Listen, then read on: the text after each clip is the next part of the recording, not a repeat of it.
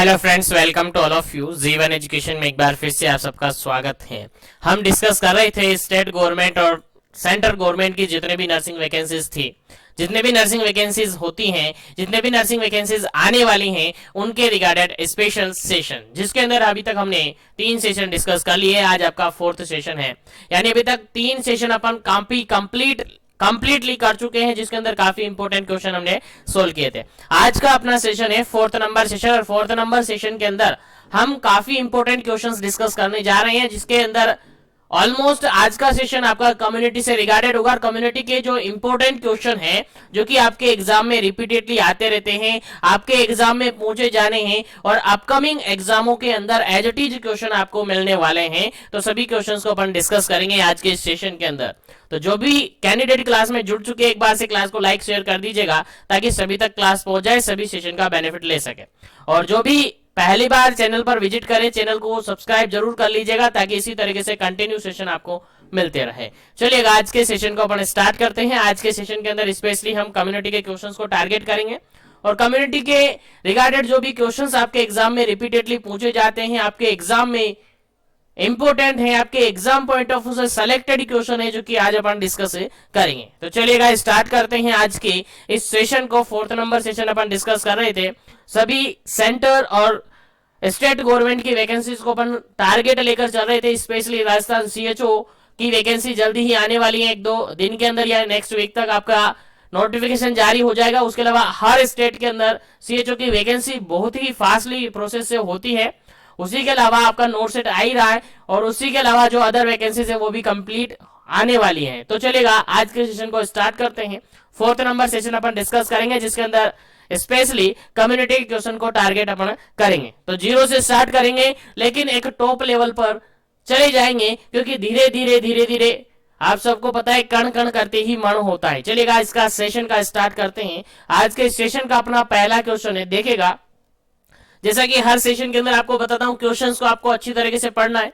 Question एक बार समझ नहीं आता है तो 2 बार पढ़ना है आपके फाइनल एग्जाम में, और जो भी क्वेश्चंस आपके सामने आता है उनका रिप्लाई जरूर कीजिएगा, उनका आंसर जरूर कीजिएगा, उनका कमेंट जरूर कीजिएगा, ताकि आपके अंदर सेल्फ कॉन्फिडेंस जनरेट हो सके। क्योंकि कॉन्फिडेंस ही एक ऐसी चीज है जो कि सक्सेस और सफलता की ओर लेकर चलती है। तो कॉन्फिडेंस लाने के लिए आपको थोड़ा सा एक्टिव होना होगा, क्वेश्चन का आंसर देना होगा। यहां आपका गलत हो जाएगा, कोई दिक्कत नहीं होगी, लेकिन फाइनली जब आप एग्जाम पेपर करके आएंगे तो वहां पर आपका सही होना चाहिए, वहां पर गलत नहीं होना चाहिए। इसीलिए मैं आपको बार बार कहता हूं, क्वेश्चन का आंसर जरूर दीजिएगा। चलिए आज का सेशन का पहला क्वेश्चन आपके सामने सिंपल सा क्वेश्चन है, कम्युनिटी के रिगार्डेड सेशन अपन डिस्कस कर रहे हैं। चलिएगा क्वेश्चन ये है, a state of complete physical, mental, social wellbeing and not merely the absence of disease or infirmity। उम्मीद है सभी इस डेफिनेशन से भली भांति परिचित होंगे और सभी इस डेफिनेशन को जानते होंगे, बिल्कुल शकल से भी और अकल से भी और भेजे में भी बैठा रखा होगा। चलेगा, क्योंकि सिंपल सा क्वेश्चन है, और जितने भी स्टेट गवर्नमेंट की वैकेंसीज आती है उनमें एज इट इज क्वेश्चंस पूछे जाते हैं। डेफिनेशन दिया और नीचे ऑप्शन आपको दे दिया, या ऊपर ऑप्शन दे दिया, नीचे डेफिनेशन आपको से पूछा जा सकता। तो हेल्थ का डेफिनेशन ये है, आप सबको पता है। ऑप्शन मैंने दे रखे हैं, ऑप्शन के अकॉर्डिंग आपको आंसर देना था, और उम्मीद है सभी को याद है। हेल्थ का डेफिनेशन है, पहले ही मैंने क्लियर करवा दिया है। चलिएगा, पहले से ही आपको याद है तो देखिएगा, यहाँ पर इलनेस का डेफिनेशन नहीं है। सेकेंड ऑप्शन की बात करते हो तो सिकनेस का डेफिनेशन नहीं है। डिजीज की बात करते हो, डिजीज के ऑप्शन नहीं है। फाइनली इसका करेक्ट आंसर क्या रहेगा आपका?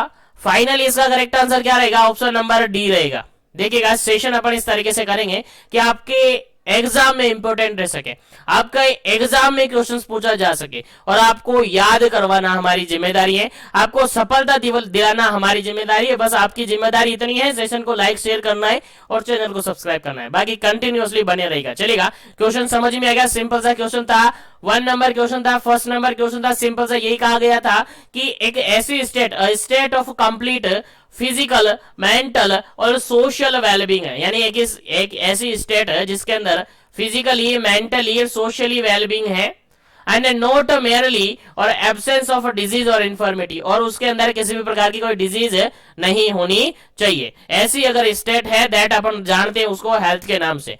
किस नाम से जानते हैं जर? किस नाम से जानते हैं? हेल्थ के नाम से। तो कह सकते हैं, सिंपल सा कह सकते हैं कि ये जो डेफिनेशन आपके सामने है ये किसकी है? हेल्थ की डेफिनेशन है। किसने डिफाइन की है सर? सर डब्ल्यूएचओ ने की है, डब्ल्यूएचओ ने डिफाइन की है। तो क्वेश्चन आपसे ऐसे भी पूछा जा सकता है, according to WHO define the health, और उसके अंदर ऑप्शन आपको अलग अलग तरीके से देंगे, अलग अलग डेफिनेशन वहां पर लिखी होगी हेल्थ से रिगार्डेड। तो आपको समझना है, आपको आंसर देना है कौन सी डेफिनेशन, ये जो लिखी है, a state of complete physical, mental और social wellbeing and not merely the absence of disease और इन्फॉर्मिटी। याद रखिएगा, सिंपल सा डेफिनेशन है, सिंपल सा क्वेश्चन है। आंसर क्या जाता है सर? हेल्थ जाता है। आंसर क्या जाता है सर? हेल्थ जाता है। चलिएगा आगे बढ़ते हैं अपन नेक्स्ट क्वेश्चन पर, और नेक्स्ट क्वेश्चन का आंसर फटाफट से कर दीजिएगा, फटाफट से कर दीजिएगा, क्योंकि सिंपल से क्वेश्चन है और हम बेस लेवल से चल रही है, बिल्कुल ग्रोस रूट से चलेंगे और अपवार्ड अपन चलेंगे। चलेगा, सेकंड क्वेश्चन आपके सामने क्या कहता है? फिजियोलॉजिकल और psychological dysfunction is refer to. देखिए क्वेश्चन सिंपल सा क्या कहा जा रहा है, फिजियोलॉजिकल डिस्टर्बेंस हो रहा है और साइकोलॉजिकल डिस्टर्बेंस हो रहा है, यानी फिजियोलॉजिकल और साइकोलॉजिकल डिसफंक्शन हो रहा है। डिसफंक्शन मतलब कि फंक्शन प्रॉपरली नहीं हो रहे, फंक्शन नॉर्मली नहीं हो रहे, एबनॉर्मल हो रहे, या डिफिकल्टी उनके अंदर आ रही है। तो साइकोलॉजिकल और फिजियोलॉजिकल दोनों ही फंक्शन यहाँ पर डिस्टर्ब हो रहे हैं, तो उसको अपन क्या कहेंगे? ऑप्शन के अकॉर्डिंग आंसर देना है। पहला ऑप्शन यहाँ पर इलनेस है, सेकंड ऑप्शन यहाँ पर सिकनेस है, थर्ड ऑप्शन यहाँ पर डिजीज है, और फोर्थ ऑप्शन यहाँ पर हेल्थ है। चलेगा, क्या इसका करेक्ट आंसर होगा? जल्दी से आपको आंसर देना है, फटाफट दीजिएगा, क्या इसका करेक्ट आंसर होगा? साइकोलॉजिकल और physiological dysfunction is refer to, क्या कहेंगे अपन? किसको कहते हैं साइकोलॉजिकल और फिजियोलॉजिकल डिसफंक्शन? आंसर दीजिएगा, क्या इसका करेक्ट आंसर होगा? चलेगा, सिंपल से वर्ड लिखे हुए हैं, साइकोलॉजिकल और फिजियोलॉजिकल और साइकोलॉजिकल डिसफंक्शन हो रहा है, तो डायरेक्टली अपन कहेंगे सर इलनेस तो होगा नहीं है, सिकनेस होगा नहीं है, सर डिजीज कंडीशन ये होगी, सर डिजीज कंडीशन होगी, हेल्थ ये होगा नहीं, क्योंकि हेल्थ का डेफिनेशन अपन ने डिटेल से डिस्कस कर लिया। हेल्थ में डिसफंक्शन तो होगा नहीं है, तो कंडीशन क्या रहेगी जी? सर डिजीज कंडीशन होगी। कंडीशन क्या रहेगी जी? सर डिजीज कंडीशन होगी। तो डिजीज एक ऐसी कंडीशन है जिसके अंदर फिजियोलॉजिकल और साइकोलॉजिकल डिसफंक्शन देखने को मिलते हैं, फिजियोलॉजिकल और साइकोलॉजिकल डिसफंक्शन देखने को मिलते हैं। उम्मीद है समझ में आ गया होगा क्वेश्चन। तो आगे बढ़ते हैं, तो जो भी कैंडिडेट क्लास में जुड़े हुए हैं, क्लास को लाइक शेयर करते रहिएगा ताकि सभी तक सेशन पहुंचे, और जो भी पहली बार या बार बार विजिट करते हैं चैनल पर, चैनल को सब्सक्राइब नहीं किया है तो सब्सक्राइब कर लीजिएगा, क्योंकि इस बार की आने वाली हर वैकेंसी आपके हाथ में रहेगी। इस बार की आने वाली हर वैकेंसी आपके हाथ में रहेगी, चाहे आप फ्रेशर है, चाहे आप काफी टाइम से तैयारी में लगे हुए, लेकिन कंटिन्यू जीवन एजुकेशन के साथ बने रहेगा। हर वैकेंसी को पकड़ेंगे, हर वैकेंसी पर अपन हाथ मारेंगे और वैकेंसी आपके हाथ में रहेगी। चलेगा, नेक्स्ट क्वेश्चन की बात करते हैं। नेक्स्ट क्वेश्चन सिंपल सा क्वेश्चन है और काफी बार रिपीट हुआ क्वेश्चन है कॉम्पिटिटिव एग्जाम्स के अंदर, और स्पेशली जब आप सीएचओ एग्जाम फाइट कर लेते हैं, एग्जाम पास कर लेते हैं, उसके बाद ट्रेनिंग होती है 6 मंथ की, उसके अंदर भी बार बार पूछा जाता है। तो जो भी कैंडिडेट बीपीसी सीएचएन की प्रिपरेशन कर रहे हैं उसके लिए काफी इंपॉर्टेंट क्वेश्चन है। चलेगा, क्वेश्चन क्या कहता है? Subjective sense of feeling unwell. Subjective sense मतलब कि खुद सब्जेक्ट को फील हो रहा है, क्या फील हो रहा है? कि वो अच्छा नहीं है, कि वो अच्छा नहीं है, उसके अंदर खुद के अंदर फीलिंग आ रही है कि वो अच्छा नहीं है। किसको डिफाइन कर रहा है? क्या होता है? ऐसी कंडीशन क्या होती है? आंसर आपको दे रहा है, subjective sense of feeling unwell. Subject खुद सेंस कर रहा है, खुद फील कर रहा है, या सब्जेक्ट को खुद को फील हो रहा है कि मैं अच्छा नहीं हूं। मैं अच्छा नहीं हूं मतलब बुरा हूं नहीं, अच्छा नहीं हूं मतलब मेरा हेल्थ अच्छा नहीं है। तो क्या कंडीशन यहां पर आएगी? ऑप्शन फर्स्ट यहां पर इलनेस है, ऑप्शन सेकंड यहां पर सिकनेस है, ऑप्शन थर्ड यहां पर डिजीज है, और ऑप्शन फोर्थ यहां पर मोर्टेलिटी है। चलिए आंसर दीजिएगा, क्या इसका करेक्ट आंसर होगा। फिर आगे बढ़ेंगे अपन नेक्स्ट क्वेश्चन पर। उम्मीद है क्वेश्चन समझ में आ रहे होंगे, तो फटाफट से अपना आंसर देते रहेगा ताकि सभी तक क्वेश्चन पहुंचते रहे और सभी अपने अंदर खुद के अंदर सेल्फ कॉन्फिडेंस जनरेट कर सके। और कॉन्फिडेंस काफी बड़ा हथियार है सफलता पाने के लिए। चलेगा, इस क्वेश्चन की अगर आंसर की अपन बात करें तो ऑप्शन नंबर यहाँ पर A is correct answer. A is correct answer. देखिए इलनेस कहेंगे, इसको क्या कहेंगे सर? इलनेस कहेंगे। सब्जेक्ट को खुद फील हो रहा है, सब्जेक्ट को खुद फील हो रहा है कि वो क्या है, अनवेल है, वो अच्छा नहीं है, उसका हेल्थ अच्छा नहीं है, तो ऐसी कंडीशन में हम कहते हैं उसको इलनेस। क्या कहते हैं जी, इलनेस। तो इलनेस की डेफिनेशन अपन कह सकते हैं कि इलनेस के अंदर सब्जेक्ट को खुद को फील होता है कि वो अच्छा नहीं है, उसका हेल्थ अच्छा नहीं है, यानी कुछ ना कुछ डिस्टर्बेंस उसको फील होता है, ऐसा खुद सब्जेक्ट फील करता है, ऐसा ऐसा खुद सब्जेक्ट फील होता है। मान के चलेगा एक एग्जांपल की बात अपन करें, मान के चलेगा कोई एक पर्सन है। अब पर्सन हमेशा क्या करता है, घर पे रहता है, हमेशा घर पे रहता है। अब एकदम से उसको किसी कारण से बाहर जाना पड़ा है, अब वो ट्रेन में सफर कर रहा है, तो ट्रेन में बैठा बैठा उसको खुद को फील होगा डिस्कम्फर्ट। क्या फील होगा, उसको खुद को डिस्कम्फर्ट फील होगा, उसको खुद को टायर्डनेस फील होगा। तो ऐसी कंडीशन में कहेंगे कि वो इलनेस है, उसके अंदर बीमारी नहीं है, लेकिन उसको अनवेल फील हो रहा है, उसको अच्छा फील नहीं हो रहा है। इस कंडीशन को अपन कहते हैं सर इलनेस। क्या कहते हैं जी, इलनेस अपन कहते हैं। डिजीज कंडीशन उसको नहीं है अभी, ठीक है, चलेगा। उम्मीद है समझ में आ गया होगा। तो आगे बढ़ते हैं अपन नेक्स्ट क्वेश्चन पर। चलेगा, नेक्स्ट क्वेश्चन की बात करते हैं। 4th नंबर क्वेश्चन है, और 4th नंबर क्वेश्चन क्या कहता है, देखिएगा, समझिएगा क्वेश्चन क्या कहता है, उसके बाद आंसर आप दीजिएगा।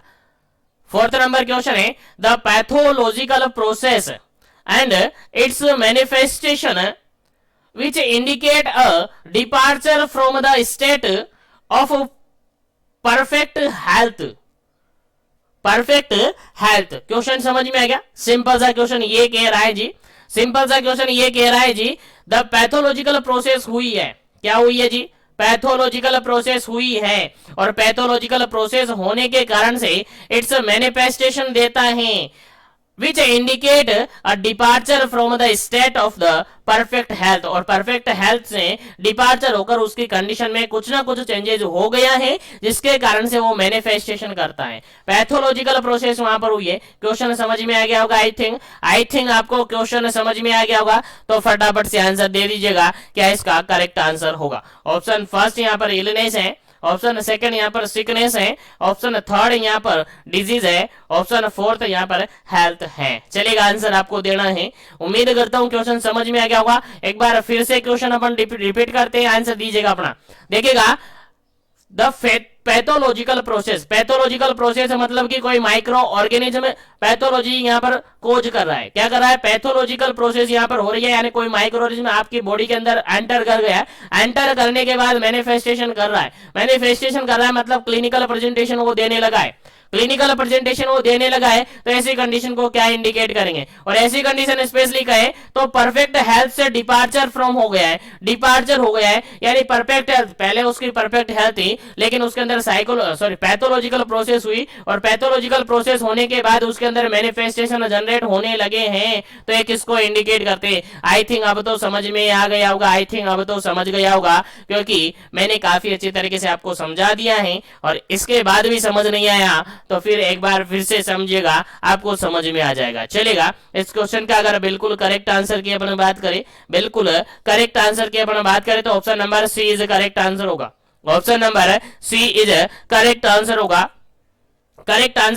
करेक्ट आंसर कैसे होगा, देखिएगा यहाँ पर करेक्ट आंसर कैसे होगा, डिजीज कंडीशन होगी, या ऑप्शन नंबर सी होगा, डिजीज कंडीशन होगी यहाँ पर। ठीक है, तो देखिएगा यहाँ पर पैथोलॉजिकल प्रोसेस होने के कारण से वहां पर क्लिनिकल फीचर जनरेट हो गए। मान के चलेगा आपकी बॉडी के अंदर कोई माइक्रो ऑर्गेनिज्म एंटर कर गया, एंटर करने के बाद आपके अंदर सिम्टम्स देखने को मिलेंगे, फीवर जनरली देखने को मिलेगा, जो क्लिनिकल फीचर्स होता है। तो फीवर जैसे ही एंटर कर गया, इसका मतलब आपकी बॉडी के अंदर क्या हो गया जी, इन्फेक्शन हो गया। माइक्रो ऑर्गेनिज्म एंटर किया आपके बॉडी के अंदर, आपकी बॉडी ने सिम्टम्स शो करने लगे, यानी फीवर सबसे पहले वहां पर आया। आप कहेंगे सर इन्फेक्शन हो गया, मतलब क्या कहेंगे सर, डिजीज कंडीशन में हो गई है।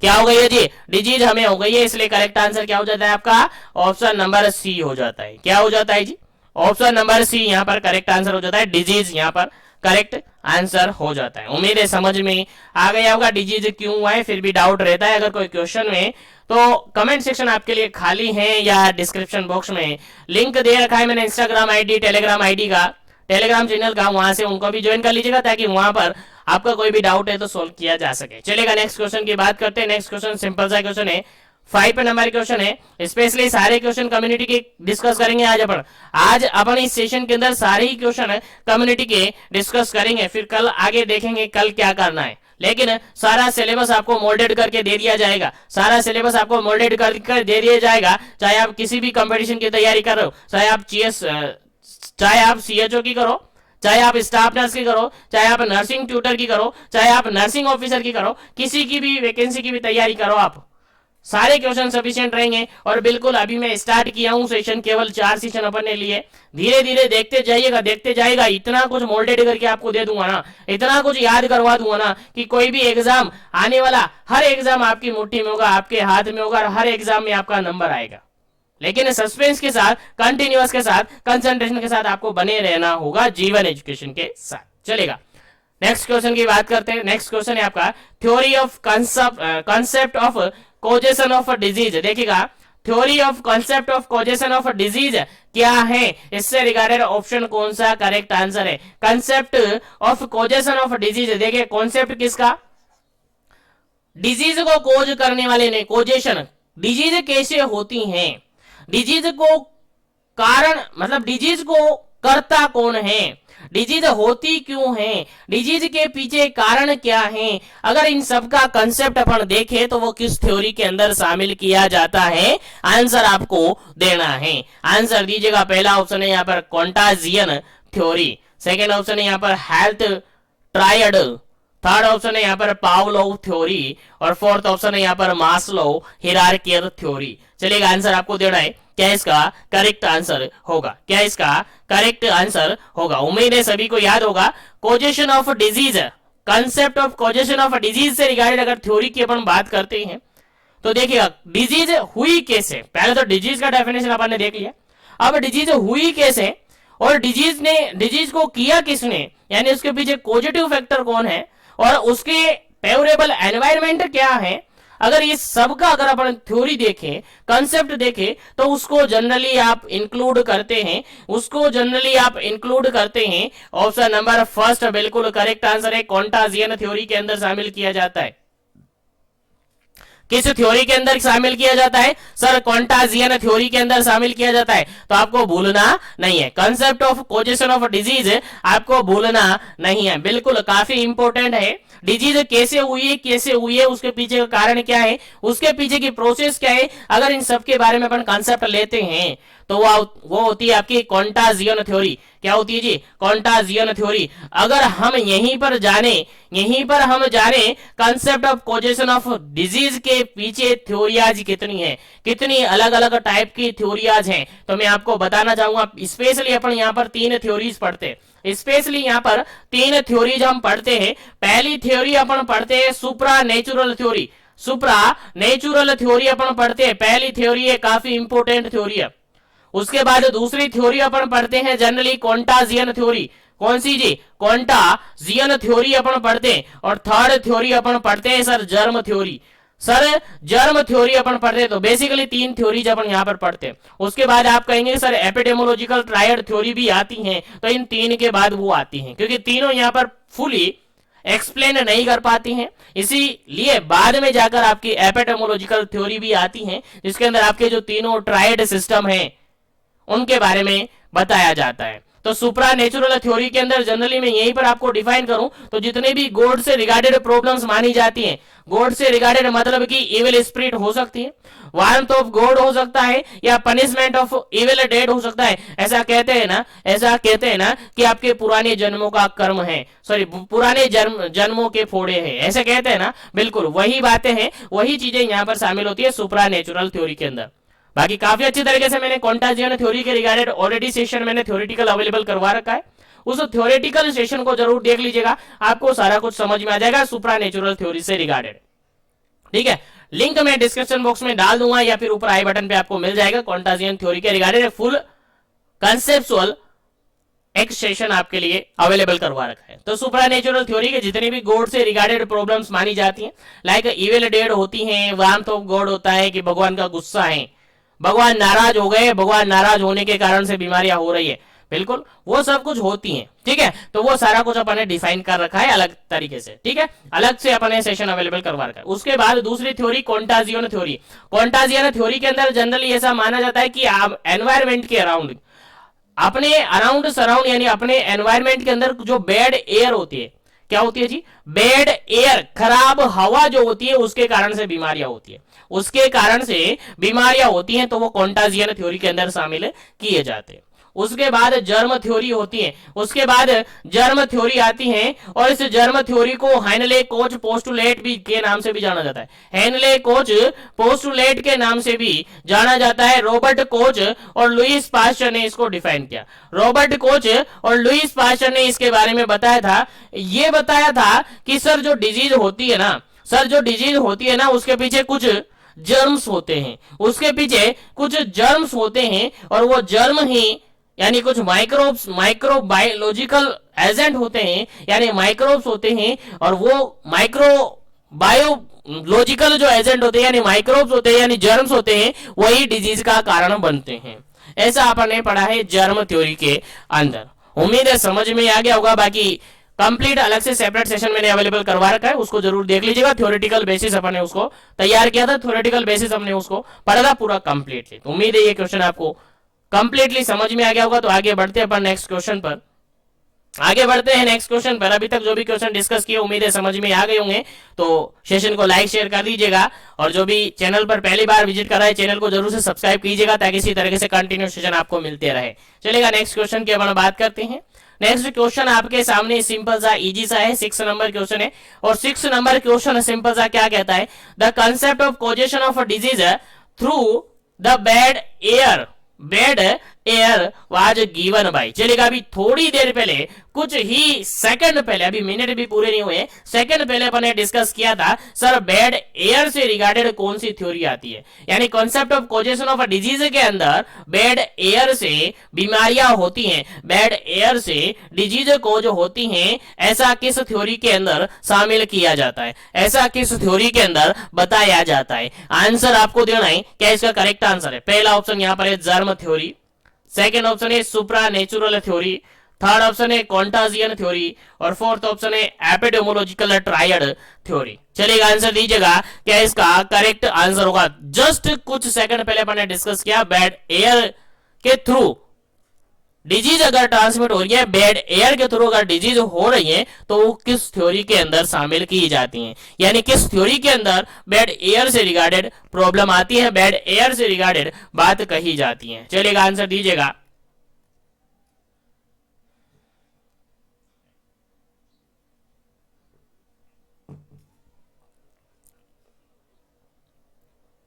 चलेगा यहां पर अगर अपन बात करें, यहां पर अगर हम बात करें बैड एयर से रिगार्डेड बात की जा रही है कि डिजीज होती है किसके कारण से, सर आपके अराउंडिंग सराउंडिंग अगर बैड एयर है, खराब हवा है, तो उसके कारण से आपके अंदर इन्फेक्शन हो सकता है, उसके कारण से आपके अंदर डिजीज हो सकती है, बीमारी हो सकती है।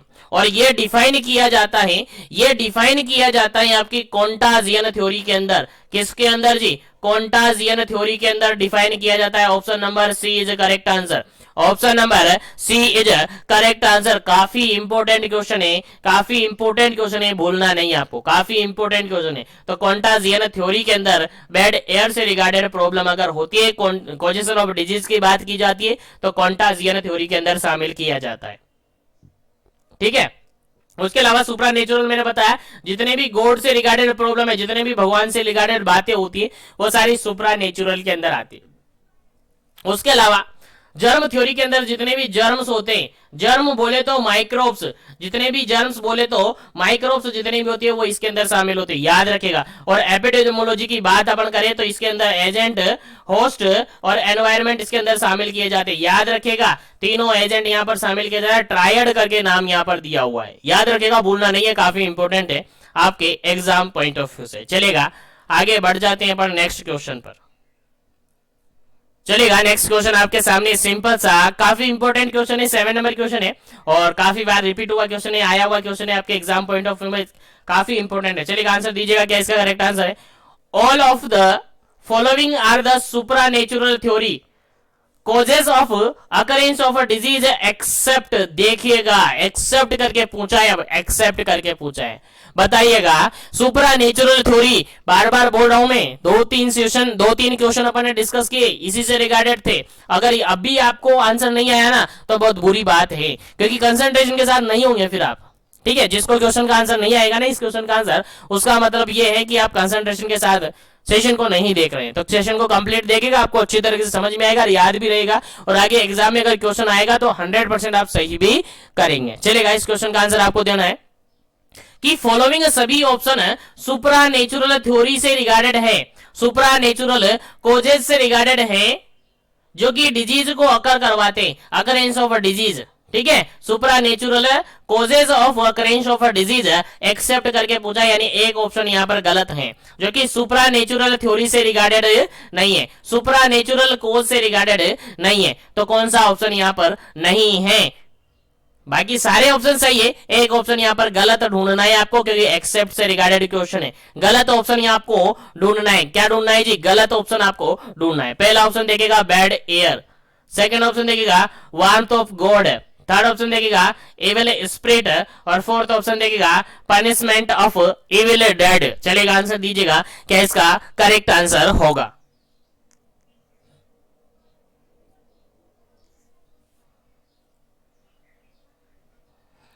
चलेगा, उम्मीद करता हूं सभी को समझ में आ रहा है क्वेश्चन सेशन, सभी को क्वेश्चन समझ में आ रहा है। देखेगा, सुपरा नेचुरल की बात कही थी मैंने, और सुपरा नेचुरल की बात मैंने कही थी तो कहा था सर गॉड से रिगार्डेड, भगवान से संबंधित जो भी बातें हैं सारी कहां आएगी जी? सारी कहां आएगी जी? सर यही आएगी सुपरा नेचुरल के अंदर। तो देखिएगा, वार्मथ ऑफ गॉड, बिल्कुल भगवान का गुस्सा यहाँ पर कहां आएगा? इसी में आएगा।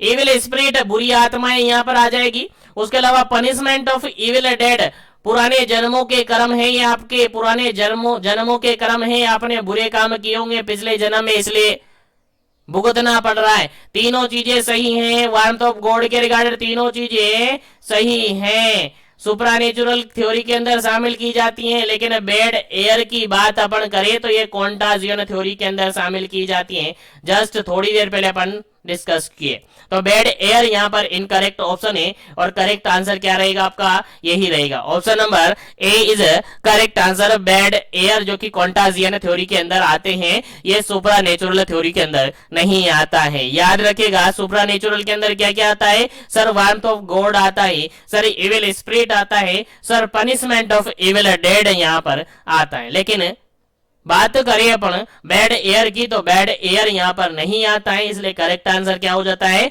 बेड एयर ही करेक्ट आंसर हो जाता है, क्योंकि क्वेश्चन आपसे एक्सेप्ट करके पूछा था। बेड एयर कॉन्टाजियन थ्योरी के अंदर आता है। उम्मीद है समझ में आ गया होगा क्वेश्चन। चलेगा, आगे बढ़ते हैं नेक्स्ट क्वेश्चन पर, और नेक्स्ट क्वेश्चन है काफी सिंपल सा, काफी इजी सा क्वेश्चन है। देखिएगा, 8 नंबर क्वेश्चन है। 8 नंबर क्वेश्चन कहता क्या है, देखिएगा, समझिएगा। एपिडेमोलॉजिकल ट्रायड थ्योरी इंक्लूड, चलेगा, बताइएगा एपिडेमोलॉजिकल ट्रायड थ्योरी के अंदर क्या क्या शामिल किया जाता है? फटाफट से आंसर देना है, क्या क्या शामिल किया जाता है एपिडेमोलॉजिकल ट्रायड थ्योरी के अंदर? उम्मीद है सभी को याद है, क्योंकि पता नहीं कितनी बार क्वेश्चन आ गए एग्जाम में, और पता नहीं कितनी बार मैंने आपको समझा दिया, पता नहीं कितनी बार मैंने आपको बता दिया और कह भी दिया कि इंपॉर्टेंट है, आपके एग्जाम में आएगा, आ जाता ही। चलेगा, पहला ऑप्शन यहाँ पर एजेंट है, सेकेंड ऑप्शन यहाँ पर होस्ट है, थर्ड ऑप्शन यहाँ पर एनवायरमेंट है, फोर्थ ऑप्शन यहाँ पर ऑल ऑफ दीज है। उम्मीद करता हूं जो भी कंटिन्यूअसली बने थे वो बिल्कुल सही करेंगे, सभी को करेक्ट आंसर इसका याद होगा। चलेगा, यहां पर अगर करेक्ट आंसर की अपन बात करें तो ऑल ऑफ दीज बिल्कुल करेक्ट आंसर होगा, क्योंकि एपिडेमोलॉजिकल ट्रायड की बात करें तो एपिडेमोलॉजिकल ट्रायड के अंदर एजेंट आता है आपका, होस्ट आता है आपका, और एनवायरमेंट आता है। तीनों ही आते हैं, तीनों ही क्या करते हैं? तीनों ही आते हैं। इसीलिए करेक्ट आंसर आपका fourth number, option number D is correct answer. Option number D is correct answer. 8 number question का option number D correct answer है। उम्मीद है समझ में आ गया होगा। चलेगा, आगे बढ़ते हैं नेक्स्ट क्वेश्चन पर, और नेक्स्ट क्वेश्चन है सिंपल सा क्वेश्चन पूछा गया है, काफी इंपॉर्टेंट क्वेश्चन है आपके एग्जाम पॉइंट ऑफ व्यू से। चलेगा, 9 नंबर क्वेश्चन है। 9 नंबर क्वेश्चन कहता क्या है समझिएगा, a condition for onset of disease causation include agent host environment is. देखिए क्वेश्चन क्या कहा है, क्वेश्चन ये कहा है कि एक ऐसी कंडीशन है जिसमें onset of disease of causation, जिसमें डिजीज को कोज करने वाले कोजेशन इंक्लूड हैं एजेंट होस्ट एनवायरमेंट। तो बताइएगा इनकी रिगार्डेड कौन सा ऑप्शन यहां पर करेक्ट है। यानी तीनों के बीच में रिलेशनशिप आपसे पूछा गया है, एजेंट होस्ट एनवायरमेंट के अंदर क्या रिलेशनशिप होता है। अकॉर्डिंग टू ऑप्शन आंसर आपको देना है। पहला ऑप्शन यहां पर है, पहला ऑप्शन है यहां पर ये आपका इंटरेक्शन, क्या है जी, इंटरेक्शन यहां पर है। सेकंड ऑप्शन यहां पर है बैलेंस, थर्ड ऑप्शन यहां पर है प्रेजेंटेशन और फोर्थ ऑप्शन यहां पर इनिशिएशन। चलेगा बताइएगा तीनों में आपस में क्या रिएक्शन होता है, क्या रिलेशनशिप होता है, फटाफट से बताइएगा। फर्स्ट अपन बात करते हो एजेंट, सेकंड बात करें तो होस्ट, थर्ड बात करें तो एनवायरमेंट। तीनों में आपस में क्या रिलेशनशिप होता है, उम्मीद है सभी को याद होगा। जिसको याद नहीं है वो याद रखेगा, क्योंकि अब भी ये क्वेश्चन गलत नहीं होना चाहिए, क्योंकि काफी बार पूछा गया है और आपके एग्जाम पॉइंट ऑफ व्यू से काफी इंपोर्टेंट भी है। चलेगा इस क्वेश्चन की अपन बात करें तो इस क्वेश्चन के अंदर आपका आंसर होगा option number A correct answer होगा। क्या होगा जी, option number A correct answer होगा। इंटरएक्शन होगा, क्या होगा, आपस में तीनों में क्या होता है जी, इंटरएक्शन होता है, याद रखेगा भूलना मत। एजेंट होस्ट और एनवायरमेंट की अगर बात अपन करते हैं तो तीनों के बीच में आपस में इंटरएक्शन होता है, इंटरएक्शन होता है तभी डिजीज कोज हो पाती है। क्योंकि अगर एजेंट है और होस्ट वहां पर अवेलेबल नहीं है तो डिजीज नहीं होगी। अगर होस्ट भी है और एनवायरमेंट भी है लेकिन एजेंट ही नहीं आ रहा है तो क्या डिजीज होगी सर, नहीं होगी। अब यहां पर देखिए एजेंट भी है, एनवायरमेंट भी है, लेकिन वहां पर कोई होस्ट ही नहीं है, कैसे डिजीज होगी, नहीं होगी। तो तीनों के बीच में आपस में इंटरेक्शन होता है, तीनों आपस में एक दूसरे से इंटरेक्ट करते हैं, तभी जाकर डिजीज कंडीशन हो सकती हैं। इसीलिए तीनों के बीच में रिलेशनशिप होता है, दैट इज इंटरेक्शन। क्या होता है जी, इंटरेक्शन होता है। चलिएगा आगे बढ़ते हैं नेक्स्ट क्वेश्चन पर। उम्मीद है यहां तक क्वेश्चन समझ में आ गए हैं। चलिएगा नेक्स्ट क्वेश्चन की बात करते हैं। नेक्स्ट क्वेश्चन 10 नंबर क्वेश्चन है। 10 नंबर क्वेश्चन क्या कहता है समझिएगा, आंसर दीजिएगा। How many dimension of health are there. Health के कितने डायमेंशन होते हैं, हेल्थ के कितने डायमेंशन होते हैं, आंसर आपको देना है। पहला ऑप्शन यहां पर 5, सेकंड ऑप्शन यहां पर 6, थर्ड ऑप्शन यहां पर 7 और फोर्थ ऑप्शन यहां पर 8। चलेगा आंसर दीजिएगा ए बी सी और डी।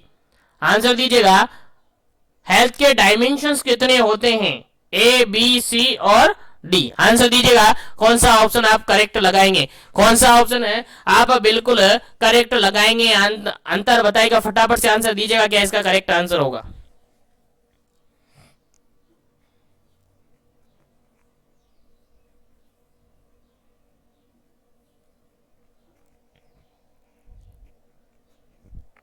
चलिएगा अगर अपन बात करें इस क्वेश्चन की, अगर अपन बात करें इस क्वेश्चन की तो बेसिकली अगर अपन बात करते हैं ना तो हेल्थ के जो डायमेंशन होते हैं बेसिकली 5 डायमेंशन होते हैं। बेसिकली हेल्थ के डायमेंशन 5 होते हैं। कितने होते हैं जी, 5 डायमेंशन होते हैं। सर कौन कौन से होते हैं चलिए बताइएगा। सर यहां पर आपका डायमेंशन होता है फिजिकल डायमेंशन। क्या होता है जी, फिजिकल डायमेंशन होता है। सर यहां पर आपका डायमेंशन होता है सर मेंटल डायमेंशन। उसके बाद डायमेंशन होता है सर आपका सोशल डायमेंशन, सोशल हेल्थ है ना। उसके बाद है इमोशनल डायमेंशन, इमोशनल हेल्थ होता है।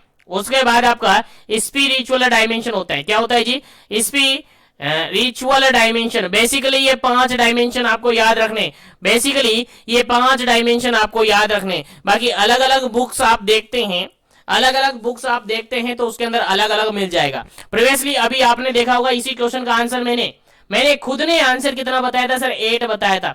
मैंने खुद ने आंसर कितना बताया था सर, 8 बताया था। क्योंकि सीएचओ बीपीसीसीएचएन के अंदर, बीपीसीसीएचएन के अंदर यानी सीएचओ के अंदर जो ट्रेनिंग होती है 6 मंथ ट्रेनिंग, जिसके अंदर आपको मॉड्यूल्स अवेलेबल करवाए जाते हैं, जिसके अंदर आपको मॉड्यूल्स अवेलेबल करवाए जाते हैं, उनके अंदर भी साफ यही लिखा हुआ है, उनके अंदर भी साफ 8 डायमेंशन फॉलो कर रखे 8 डायमेंशन बता रखे। कितने डायमेंशन बता रखे जी?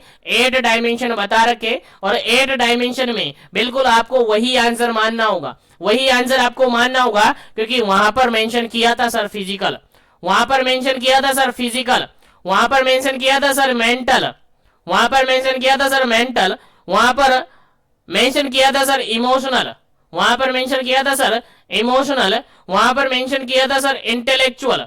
क्या सर? इंटेलेक्चुअल। हाँ, इंटेलेक्चुअल शामिल किया गया था वहां पर, शामिल किया गया था सर स्पिरिचुअल। स्पिरिचुअल के बाद वहां पर शामिल किया था सर फाइनेंशियल। क्या सर? फाइनेंशियल शामिल कर रखा था। वहां पर शामिल कर रखा था सर ऑक्यूपेशनल। क्या सर? ऑक्यूपेशनल शामिल कर रखा था। वहां पर शामिल कर रखा था सर सोशल, वहां पर शामिल कर रखा था सर सोशल, और वहां पर शामिल कर रखा था सर एनवायरमेंटल। तो इस तरीके से टोटल कितने? 8। कितने हो गए? 1 2 3 4 5 6 7 8 और 9। 9 हो गए क्या? चलेगा। डबल हो गया होगा कोई? Physical, social, emotional, physical, social, emotional, environmental, environmental कौन सा एक्स्ट्रा हो गया? Physical, mental, emotional, intellectual, spiritual, financial, occupational, social और एनवायरमेंटल। यहां पर मेंटल अवेलेबल है। ठीक है, तो यहां पर देखा मेंटल नहीं रखा गया है, केवल इस तरीके से 8 डायमेंशन रखे गए। कौन कौन से sir? Physical, emotional, intellectual, spiritual, financial, occupational, social और एनवायरमेंटल। इस तरीके से टोटल कितने? 8 डायमेंशन वहां पर रखे हुए थे। इसी के अकॉर्डिंग मैंने कहा था कि ट्रेनिंग पीरियड के अंदर आपको कितने याद रखने हैं सर? 8 याद रखने हैं, क्योंकि आपकी बुक्स के अंदर, आपके मॉड्यूल्स के अंदर भी 8 थे। लेकिन अब हम कॉम्पिटिटिव एग्जाम्स की तरीके से तैयारी कर रहे हैं, तो बेसिकली अगर बात करें ना, तो आपको 5 याद रखने हैं। बेसिकली आपको याद कितने रखने हैं सर? 5 याद रखने हैं। सर 5 के अंदर क्या क्या सर? सर आपको यहाँ पर याद रखना है, आपको यहाँ पर याद रखना है फिजिकल, मेंटल, सोशल, एनवायरमेंटल और स्पिरिचुअल, यानी 5 डायमेंशन आपको बेसिकली यहां पर याद रखने हैं। याद रखेगा, इंपॉर्टेंट क्वेश्चन है आपके एग्जाम पॉइंट ऑफ व्यू से। चलेगा, नेक्स्ट क्वेश्चन की बात करते हैं। और नेक्स्ट क्वेश्चन आपका 11 नंबर क्वेश्चन है। काफी इजी सा, काफी सिंपल सा क्वेश्चन है, समझिएगा, आंसर दीजिएगा। चलेगा, आंसर दीजिएगा। 11 नंबर क्वेश्चन कहता है the inability to carry out certain function और activity which are otherwise expected for that age or sex as a result of the impairment। चलेगा, यहां पर क्वेश्चन ये कहा गया है कि काम को करने में इनएबिलिटी आ गई है। The inability to carry out the certain function और एक्टिविटी, कुछ फंक्शन और एक्टिविटी को करने में क्या हो रही है सर? इनएबिलिटी हो रही है। विच आर अदरवाइज एक्सपेक्टेड, और ऐसा एक्सपेक्ट किया जाता है किसी पर्सन की एज और उसके जेंडर के अकॉर्डिंग, किसी पर्सन के एज और उसके जेंडर के अकॉर्डिंग ऐसा एक्सपेक्ट किया जा सकता है कि वो पर्सन कितना एक्टिविटी कर सकता है, वो पर्सन कितना फंक्शन कर सकता है। और उसकी एक्सपेक्टेशन के अंदर अगर वो एक्टिविटी नहीं कर पा रहा है, अगर उसके फंक्शन में इनएबिलिटी आ गई है, तो उसको अपन क्या कहेंगे? और ये सब किसके कारण से होगा सर? ये सब इंपेयरमेंट के कारण से होगा। किसी बॉडी पार्ट के अंदर इंपेयरमेंट हो गया जिसके कारण से ऐसा हो रहा है, तो ऐसी कंडीशन को अपन क्या कहेंगे जी? ऐसी कंडीशन को अपन क्या कहेंगे जी? आंसर देना है। पहला ऑप्शन यहाँ पर डिसेबिलिटी, सेकेंड ऑप्शन है यहाँ पर हैंडीकैप, थर्ड ऑप्शन यहाँ पर डिजीज और फोर्थ ऑप्शन यहाँ पर इंपेयरमेंट। चलेगा, आंसर दीजिएगा, क्या इसका करेक्ट आंसर होगा? जल्दी कीजिएगा, क्या इसका करेक्ट आंसर होगा?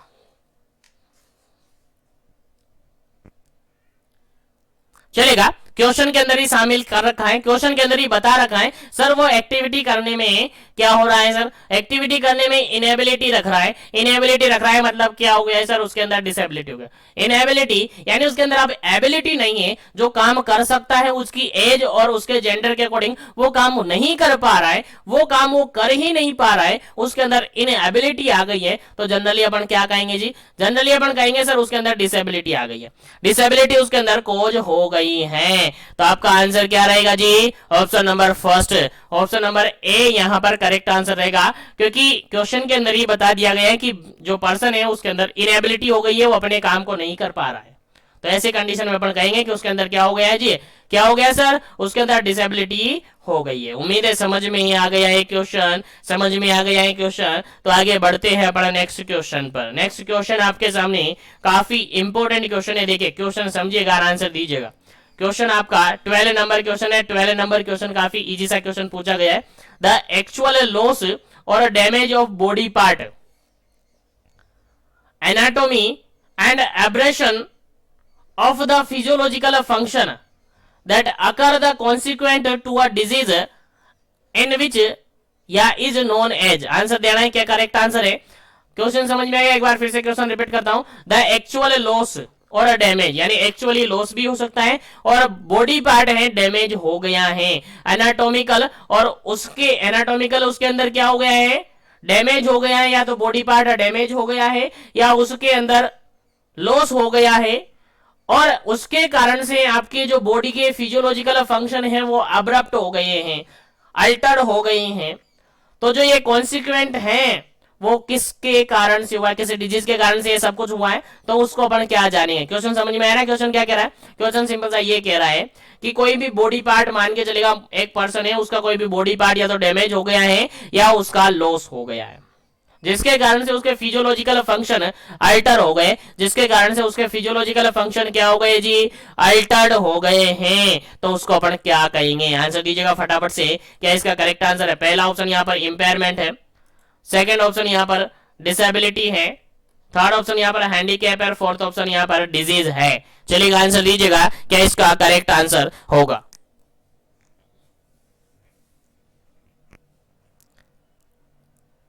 चलेगा, यहां पर अगर बात करें तो देखिएगा बॉडी पार्ट अगर डैमेज हो रहा है, अगर एक्चुअली में लॉस हो रहा है, जिसके कारण से उसके फिजियोलॉजिकल फंक्शन में क्या हुआ है, अल्टरेशन हुआ है, यानी अब्रेशन हुआ है, एब्रेशन उसके अंदर हुआ है, जनरली अपन कहेंगे सर उसको डिसेबिलिटी तो कहेंगे ही नहीं है, सर उसको डिसेबिलिटी तो कहेंगे नहीं क्योंकि उसके डिसफंक्शन हुआ है, केवल बॉडी फंक्शन है उसके अंदर एब्रेशन हुआ है, बिल्कुल इनेबिलिटी नहीं आई उसके अंदर, इनेबिलिटी नहीं आई उसके अंदर, वो काम कर सकता है लेकिन पहले की तरह नहीं कर पा रहा है, तो उसको डिसेबिलिटी तो कहेंगे नहीं है।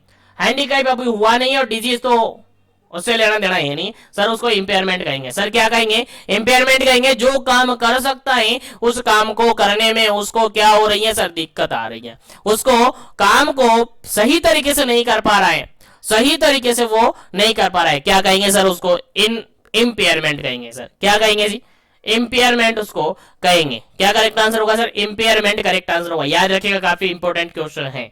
चलिए आगे बढ़ते हैं अपन नेक्स्ट क्वेश्चन पर, और नेक्स्ट क्वेश्चन आपके एग्जाम पॉइंट ऑफ व्यू से काफी इंपॉर्टेंट है, काफी सिंपल सा क्वेश्चन है। देखिएगा 30 नंबर क्वेश्चन है। 30 नंबर क्वेश्चन कहता है the action which had the progress of a disease eight incipient stage and prevent the complication relate to which stage of prevention. देखिए लेवल ऑफ प्रिवेंशन से regarded question है, और मैंने हर session के अंदर यही कहा है कि लेवल ऑफ प्रिवेंशन के रिगार्डेड आपके एग्जाम में क्वेश्चन आएगा, आपके एग्जाम पॉइंट ऑफ व्यू से काफी इंपॉर्टेंट होता है, इसलिए आपको याद रखना है। और इसके रिगार्डेड एक फुल ब्रीफली मैंने सेशन भी अवेलेबल करवा रखा है, जिसके अंदर पूरा इस तरीके से मैंने मोल्डेड करके दिया है कि उससे बाहर आपका कोई क्वेश्चन नहीं आएगा। अगर वो आपने समझ लिया ना तो 100% आपका सही आंसर हो जाएगा। चलेगा, इस क्वेश्चन की बात कर लेते हैं, फिर आगे डिस्कस करेंगे अपन नेक्स्ट क्वेश्चन पर।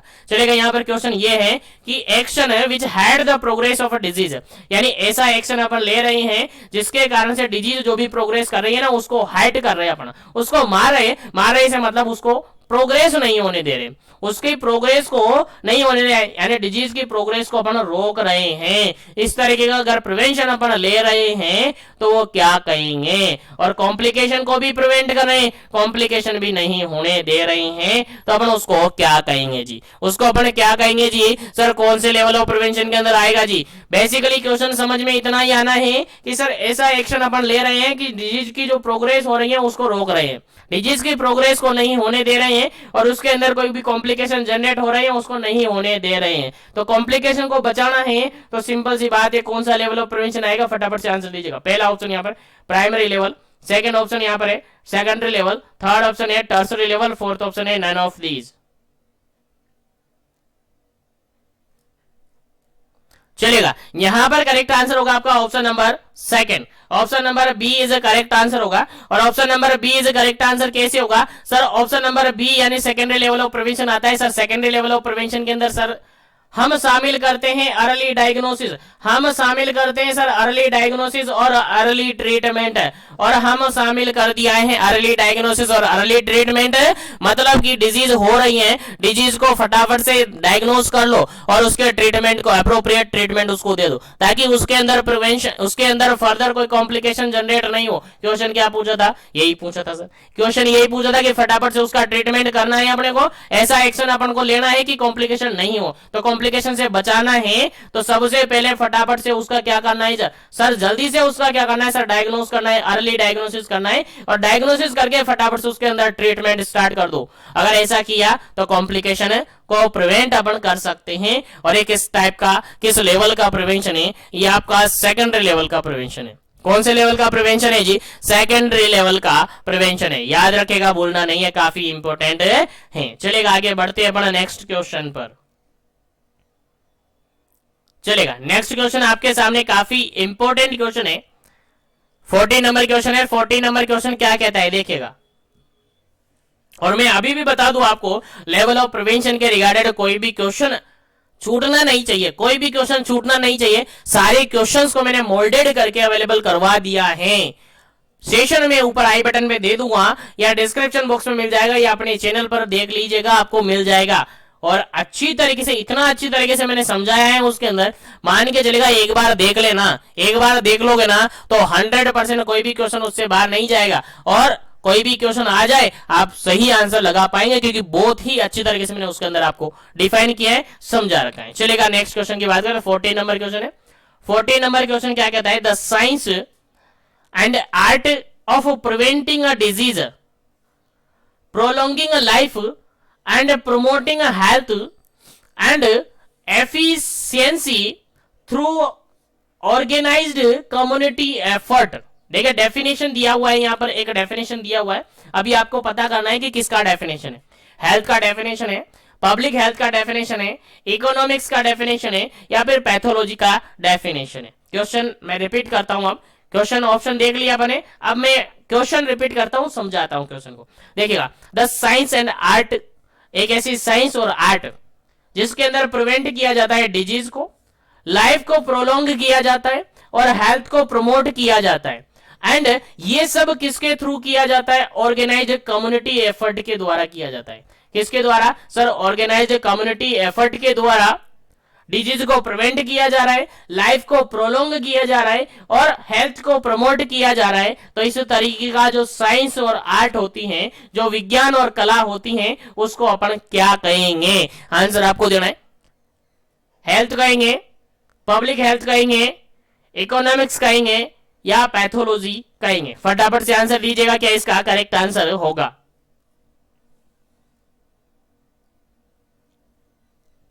चलेगा, यहां पर अगर बिल्कुल करेक्ट आंसर की अपन बात करें सर, कम्युनिटी एफर्ट अपन लगा रहे हैं।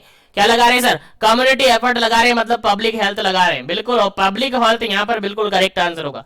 क्या होगा जी?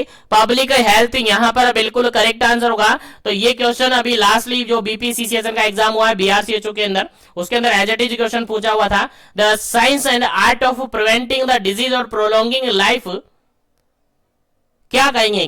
कौन सी डेफिनेशन है? आपका आंसर जाएगा सर पब्लिक हेल्थ से रिगार्डेड है। द क्या है? द साइंस और art to preventing the disease, disease को प्रिवेंट करने की साइंस और आर्ट को अपन पब्लिक हेल्थ कहते हैं, जिसके अंदर लाइफ को प्रोलॉन्ग किया जाता है, हेल्थ को प्रमोट किया जाता है by the organised community effort. Community effort लगाकर लाइफ को प्रोलॉन्ग किया जा रहा है, हेल्थ को प्रमोट किया जा रहा है, और डिजीज को प्रिवेंट किया जा रहा है। अगर इस टाइप की साइंस और आर्ट है, इस टाइप की विज्ञान और कला है, तो उसको अपन पब्लिक हेल्थ के नाम से जानते हैं। याद रखिएगा, काफी इंपोर्टेंट क्वेश्चन है आपके एग्जाम पॉइंट ऑफ व्यू से। उम्मीद है यहां तक के सभी क्वेश्चन आपको समझ में आ गए, यहां तक के सभी क्वेश्चन आपको समझ में आ रहे होंगे। तो मैं आगे बढ़ता हूं नेक्स्ट क्वेश्चन पर। उम्मीद है सभी क्वेश्चन समझ में आ रहे, तो सेशन को लाइक शेयर करते रहेगा, ताकि सभी तक क्वेश्चन सेशन पहुंचे और सभी सेशन का बेनिफिट ले सके। चलेगा, नेक्स्ट क्वेश्चन की बात अपन करते। नेक्स्ट क्वेश्चन आपका 15 नंबर है।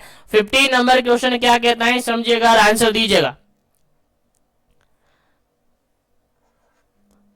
Conducting pap smear examination to detect the cervical cancer. देखिए क्वेश्चन सिंपल सा यहां पर ये पूछा है, कंडक्टिंग द पेप स्मीयर जानते हैं एक डायग्नोस्टिक टेस्ट होता है किसके, सर्वाइकल कैंसर के रिगार्डेड।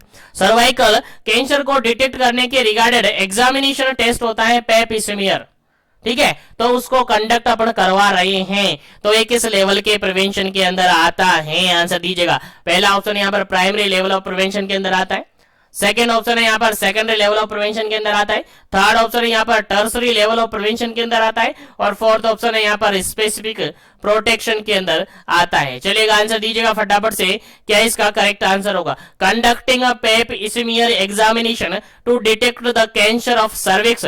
सर्विक्स के कैंसर को मतलब डिटेक्ट करने के लिए एग्जामाइन किया जा रहा है, एग्जामिनेशन किया जा रहा है पेप स्मीयर, तो किस लेवल के अंदर आएगा, किस लेवल ऑफ प्रिवेंशन के अंदर आएगा। चलिएगा आंसर दीजिएगा फटाफट से, क्या इसका करेक्ट आंसर होगा। फिर आगे बढ़ेंगे पर नेक्स्ट क्वेश्चन पर।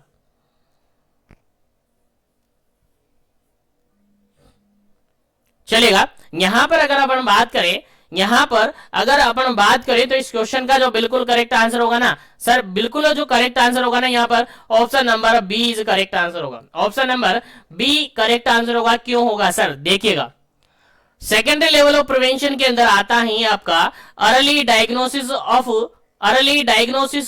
और अर्ली ट्रीटमेंट, अर्ली डायग्नोसिस और एप्रोप्रिएट ट्रीटमेंट इसके अंदर शामिल किया जाता है। अभी थोड़ी देर पहले मैंने बताया आपको। तो जितने भी डायग्नोस्टिक टेस्ट होंगे, कहां पर शामिल किए जाएंगे सर, वो शामिल किए जाएंगे आपके सेकेंडरी लेवल ऑफ प्रिवेंशन के अंदर।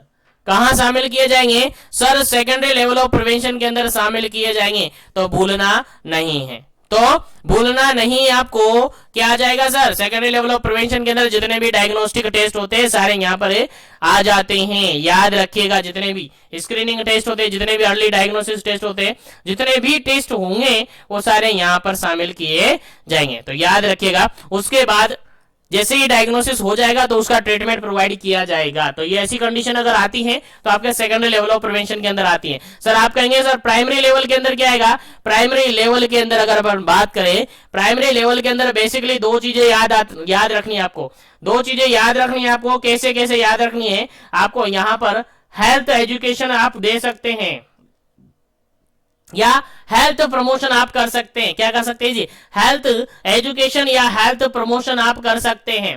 अब हेल्थ प्रमोशन कैसे करेंगे सर, हेल्थ प्रमोशन तो सर हेल्थ एजुकेशन देकर ही करेंगे। उसके अलावा स्पेसिफिक प्रोटेक्शन आप यहां करेंगे, क्या सर, स्पेसिफिक प्रोटेक्शन यहां पर आप करेंगे, स्पेसिफिक प्रोटेक्शन आप यहां पर करेंगे। तो दो चीजें यहां पर शामिल होती हैं, हेल्थ एजुकेशन या हेल्थ प्रमोशन और स्पेसिफिक प्रोटेक्शन यहां पर आप शामिल करते हैं। तो प्राइमरी लेवल ऑफ प्रिवेंशन के अंदर याद रखना है आपको, हेल्थ प्रमोशन और स्पेसिफिक प्रोटेक्शन शामिल किया जाता है, जिसके अंदर आपका इम्यूनाइजेशन आ जाता है, जिसके अंदर आपका इम्यूनाइजेशन आ जाता है। आपके एग्जाम में क्वेश्चन भी पूछा हुआ है, इम्यूनाइजेशन आप कर रहे हैं तो किस लेवल के अंदर आएगा सर, प्राइमरी लेवल के अंदर आएगा।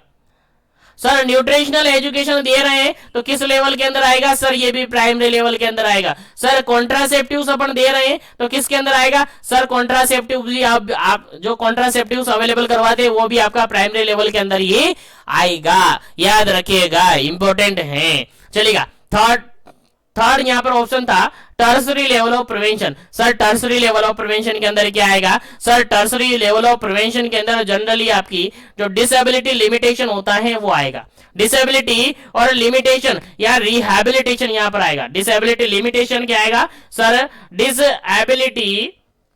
डिसएबिलिटी लिमिटेशन यहां पर आता है सर, डिसेबिलिटी लिमिटेशन यहां पर आता है सर। उसी के साथ आपका रिहैबिलिटेशन यहां पर आता है, रिहैबिलिटेशन यहां पर आता है। तो याद रखिएगा, तीनों ही आपको याद रखनी है, तीनों ही लेवल ऑफ प्रिवेंशन आपको याद रखना है। उसके अलावा प्रीमोडियल लेवल ऑफ प्रिवेंशन भी आपको याद रखना है। प्रीमोडियल लेवल ऑफ प्रिवेंशन के अंदर लाइफ मॉडिफाई किया जाता है, लाइफ स्टाइल मॉडिफिकेशन किया जाता है, वहां पर रिस्क फैक्टर्स एब्सेंट होता है।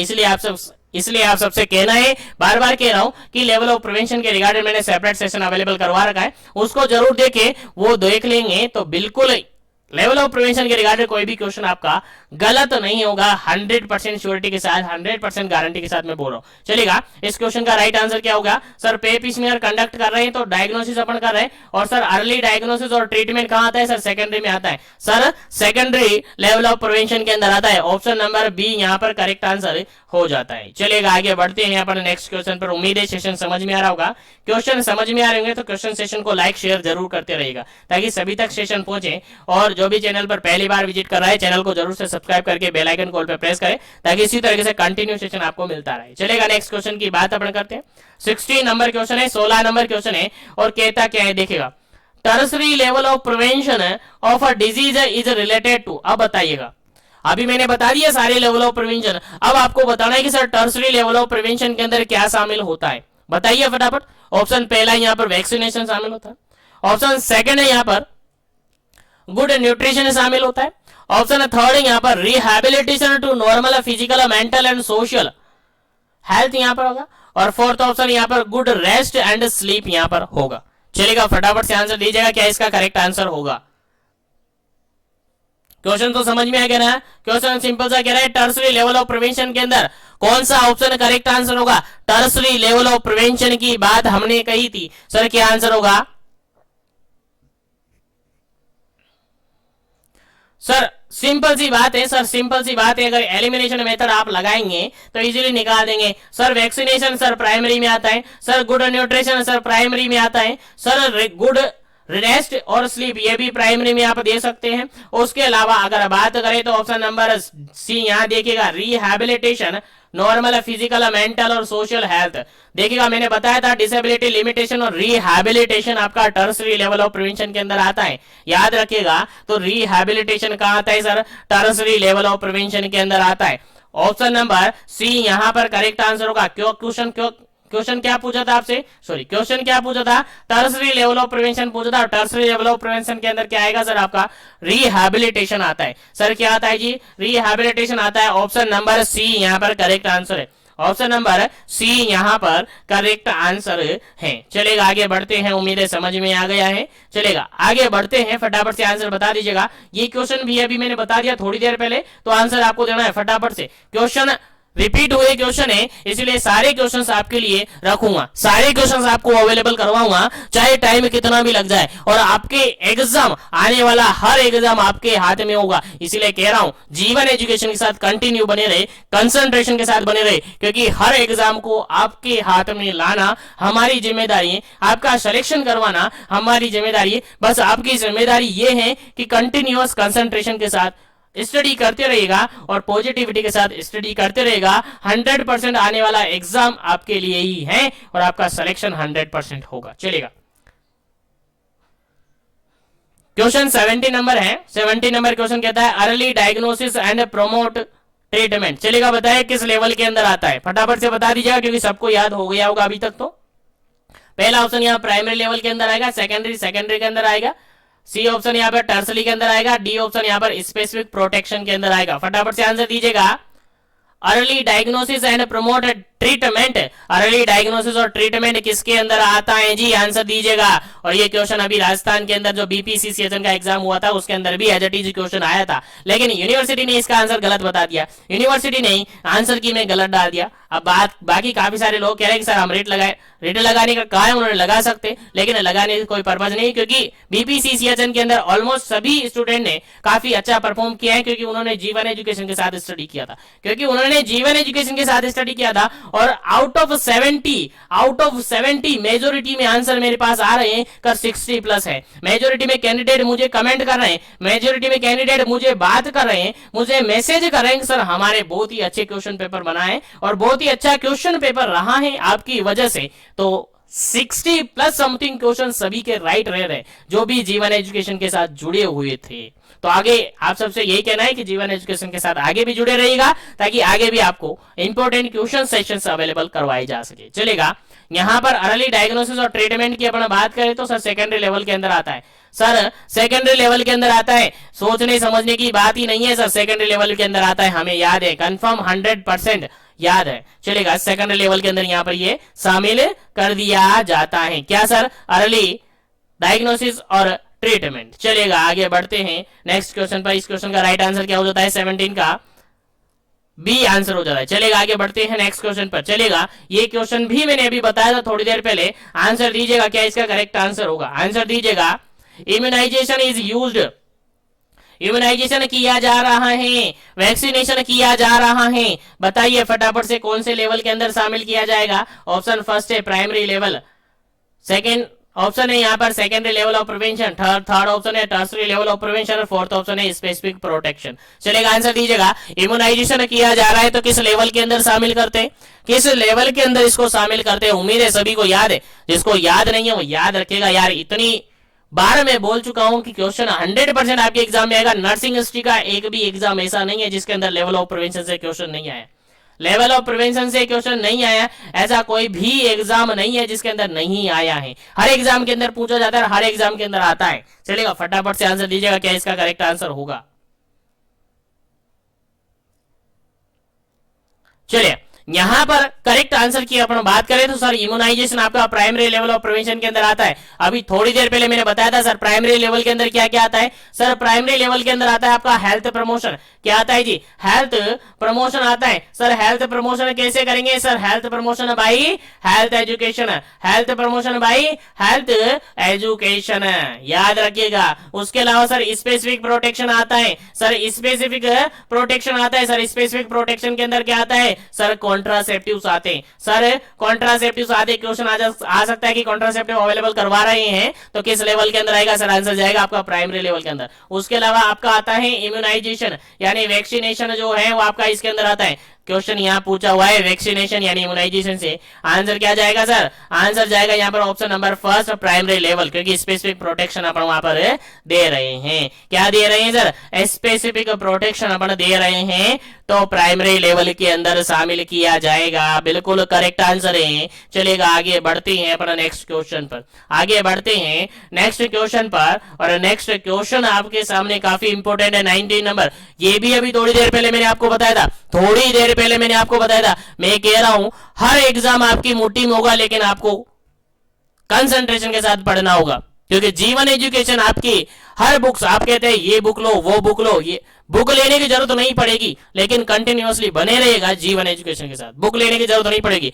पीआर पढ़ो चाहे टारगेट पढ़ो कोई सी भी पढ़ो लेकिन कंसंट्रेशन के साथ चलेगा। क्वेश्चन बताइएगा life modification is an example of. Life modification किया जा रहा है, लाइफ को मॉडिफाई किया जा रहा है तो आंसर आपको देना है क्या इसका करेक्ट आंसर होगा। अभी थोड़ी देर पहले मैंने आंसर बताया था एज इट इज क्वेश्चन का। चलेगा पहला ऑप्शन यहां पर है primordial level of prevention, B option है primary level of prevention, C option है सेकेंडरी लेवल ऑफ प्रिवेंशन और डी ऑप्शन यहां पर टर्सरी लेवल ऑफ प्रिवेंशन। फटाफट से आंसर दीजिएगा क्या इसका करेक्ट आंसर है। लाइफ का मॉडिफिकेशन किया जा रहा है तो किस लेवल का प्रिवेंशन होगा। मान के चलिएगा कोई पर्सन है, मान के चलिएगा कोई पर्सन है स्मोकिंग कर रहा है। क्या कर रहा है जी? सर स्मोकिंग कर रहा है। अब उसको किसी कारण से पता चल गया है, किसी ने बता दिया है sir smoking is dangerous to health, जो कि पाउच के अंदर ही लिखा रहता है। तो स्मोकिंग करने से आपको प्रॉब्लम हो सकती है। वो अपनी लाइफ को मॉडिफाई कर देता है और स्मोकिंग को क्या कर देता है? बंद कर देता है। स्मोकिंग नहीं करता है, स्मोकिंग को बंद कर देता है और उसने अपनी लाइफ को मॉडिफाई कर लिया है। बताइए किस लेवल का प्रिवेंशन? बताइए किस लेवल का prevention? Sir sir sir sir यहाँ पर तो बात करें तो लाइफ मॉडिफिकेशन किया जा रहा है तो primordial level of prevention होगा। Sir primordial level of prevention होगा, बोलना नहीं है। लाइफ को मॉडिफाई किया जा रहा है क्योंकि वहां पर रिस्क फैक्टर अवेलेबल नहीं है, वहां पर रिस्क फैक्टर ही नहीं है, पॉजिटिव फैक्टर भी नहीं है, रिस्क फैक्टर भी नहीं है। अगर मॉडिफाई करना है अपने को देखेगा, मॉडिफाई कर रहा है, लाइफ को मॉडिफाई किया जा रहा है यानी पर्पज ये होता है कि रिस्क फैक्टर को आने ही नहीं देना है, रिस्क फैक्टर को आने ही नहीं देना है। अगर रिस्क फैक्टर नहीं आएगा तो फिर डिजीज भी नहीं होगी और डिजीज नहीं होगी तो फर्दर के लेवल की जरूरत ही नहीं पड़ेगी, फर्दर लेवल की जरूरत ही नहीं पड़ेगी। तो यहाँ पर बेसिकली जो हथियार अपने पास होता है प्री मोडियल लेवल ऑफ प्रिवेंशन के अंदर, बेसिक हथियार हमारे पास होता है वो एक ही हथियार होता है, एजुकेशन दो भर भर के एजुकेशन दो। तो हेल्थ एजुकेशन प्रोवाइड करना और हेल्थ एजुकेशन में बताना लोगों को कि ये एक्टिविटी है, लाइक स्मोकिंग है, लाइक टोबैको है, लाइक अल्कोहल है, लाइक आपको स्पाइसी फूड है, ये सारे आपके लिए आगे जाकर फर्दर कॉम्प्लिकेट कर सकते हैं, फर्दर इंजरी कर सकते हैं, तो इनको नहीं लो, और लो तो एक लिमिट में लो, ठीक है। तो जैसे कि हेल्दी फूड है, हेल्दी फूड लो, बैलेंस डाइट लो, ये वगैरह अपन उसको बताएंगे। तो बेसिक हथियार यहां पर होता है हमारे पास हेल्थ एजुकेशन। और प्रिवेंशन की बात करें तो प्रीमोडियल लेवल ऑफ प्रिवेंशन इसके अंदर शामिल होता है, और लाइफ मॉडिफिकेशन यहां पर होता है। तो प्रीमोडियल लेवल के अंदर लाइफ मॉडिफिकेशन किया जाता है, याद रखेगा, भूलना नहीं है। चलेगा, नेक्स्ट क्वेश्चन की बात करते हैं। यहां तक के सारे क्वेश्चन आपको समझ में आ गए तो चैनल को सब्सक्राइब कर लीजिएगा। चलेगा, नेक्स्ट क्वेश्चन की बात करें, 20 नंबर क्वेश्चन है, और 20 नंबर क्वेश्चन कहता है specific protection and health promotion are the measures of. चलेगा, बता दीजिएगा इस क्वेश्चन का राइट आंसर फटाफट से दीजिएगा ताकि अपन आगे बढ़े नेक्स्ट क्वेश्चन पर। चलिए, क्वेश्चन क्या कह रहा है, स्पेसिफिक प्रोटेक्शन देना है, उसके अलावा हेल्थ प्रमोशन करना है। सर हमने पढ़ा था अभी थोड़ी देर पहले, याद आ रहा होगा, आ रहा होगा, आ रहा होगा, सबको आ रहा होगा, सबको याद आ रहा होगा। स्पेसिफिक प्रोटेक्शन अपन दे रहे हैं, हेल्थ प्रमोशन अपन कर रहे हैं, तो सर लेवल ऑफ प्रिवेंशन हमें याद आ रहा है, फटाफट से बताइए बताइए। यहां पर देखा पहला ऑप्शन, यहां पर primary prevention, secondary prevention, tertiary prevention और स्पेसिफिक प्रोटेक्शन। फटाफट से बताइएगा क्या इसका करेक्ट आंसर होगा, कौन सा ऑप्शन यहां पर आ रहा है, सभी को आ रहा होगा, बिल्कुल। चलेगा, फटाफट से आंसर बता दीजिएगा क्या इसका करेक्ट आंसर होगा। चलिए, सबको याद है, स्पेसिफिक प्रोटेक्शन दे रहे हैं और हेल्थ प्रमोशन अपन दे रहे हैं, बिल्कुल सीधी सी बात है sir. Option number first correct answer होगा, ऑप्शन नंबर फर्स्ट यहां पर करेक्ट आंसर होगा, प्राइमरी लेवल ऑफ प्रिवेंशन के अंदर शामिल किया जाएगा सर। कहां शामिल किया जाएगा, प्राइमरी लेवल ऑफ प्रिवेंशन के अंदर शामिल किया जाएगा। अभी जस्ट थोड़ी देर पहले मैंने आपको बता दिया था कि स्पेसिफिक प्रोटेक्शन देना है और हेल्थ प्रमोशन देना है, हेल्थ एजुकेशन देना है, इम्यूनाइजेशन देना है, कॉन्ट्रासेप्टिव्स देने हैं, सब कहां आएंगे सर, सब कहां आएंगे sir, primary level of prevention के अंदर आएंगे, सब प्राइमरी लेवल ऑफ प्रिवेंशन के अंदर आएंगे। तो याद रखिएगा ऑप्शन नंबर यहां पर ए बिल्कुल करेक्ट आंसर है, प्राइमरी लेवल ऑफ प्रिवेंशन के अंदर इंक्लूड किया जाता है स्पेसिफिक प्रोटेक्शन और हेल्थ प्रमोशन। उम्मीद है यहां तक के सारे क्वेश्चन आपको समझ में आ गए होंगे। और अभी भी आप सबसे कहना चाहूंगा, जो भी कैंडिडेट क्लास में जुड़े हुए हैं, सेशन को लाइक शेयर नहीं किया तो लाइक शेयर कर दीजिएगा, और चैनल पर पहली बार विजिट कर रहे तो चैनल को सब्सक्राइब जरूर कर लीजिएगा ताकि इसी तरीके से कंटिन्यूएशन मिले। और हेल्थ से रिगार्डेड और लेवल ऑफ प्रिवेंशन से रिगार्डेड ऑलरेडी मैंने स्पेसिफिक करके एक स्पेशल सेशन बना रखा है, उसको जरूर से विजिट कर लीजिएगा, आपको 100% समझ में आएगा। तो उम्मीद है यहां तक के सारे क्वेश्चन आपको समझ में आ गए होंगे। तो आज के सेशन को यहीं पर अपन फिनिश करेंगे, रिमेनिंग क्वेश्चंस को आगे फर्दर डिस्कस करेंगे नेक्स्ट सेशन के अंदर। उम्मीद है क्वेश्चन सेशन समझ में आया होगा, तो सेशन को ज्यादा से ज्यादा लाइक कीजिएगा, शेयर कीजिएगा, और सभी का पीडीएफ नोट्स वगैरह आपको अवेलेबल होंगे, सभी का स्टडी मटेरियल आपको अवेलेबल होगा। उसके लिए डिस्क्रिप्शन बॉक्स में हमने मिशन एजुकेशन ऐप का लिंक दे रखा है, या फिर प्ले स्टोर से डायरेक्ट डाउनलोड कर सकते हैं, या फिर टेलीग्राम चैनल का लिंक दे रखा है, इंस्टाग्राम चैनल का लिंक दे रखा है, वहां से जरूर से ज्वाइन कर लीजिएगा ताकि वहां पर भी आपको daily up to date session मिलते जाते हैं, daily up to date questions वहां पर मिलते हैं, तो वो भी आपको मिलते रहे। बाकी आज के लिए इतना ही, हर वैकेंसी हम छीन लेंगे, हम छीन लेंगे, आगे पढ़ते रहेंगे जीवन एजुकेशन के साथ। Thank you very much.